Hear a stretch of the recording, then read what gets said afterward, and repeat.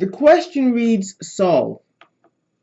I will solve the question exactly. I'll put the exact solution in my solution set, but I will give the approximation to see what the numerical value is.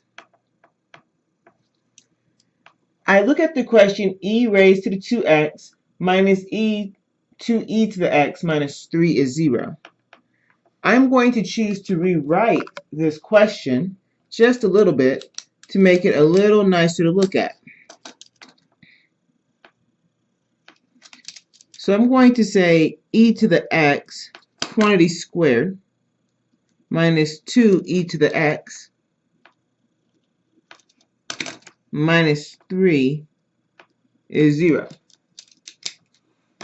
If I write the question like this, and I can, because multiplied exponents are power raised to a power, I basically have a quadratic expression here. So I'm going to factor this nice quadratic expression because there are factors of 3 that if I subtract will give me a negative 2.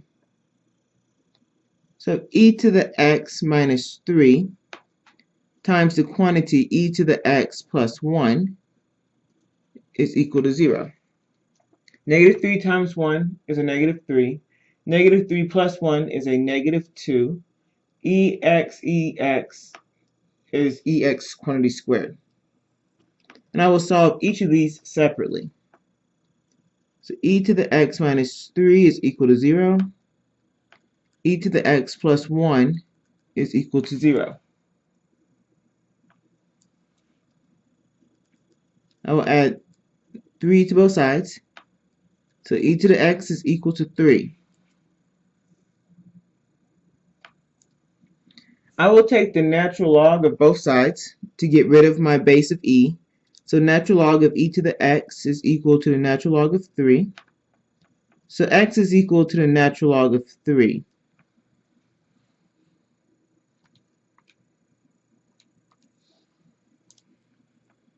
And that gives me an approximation of about 1.099. That's one solution.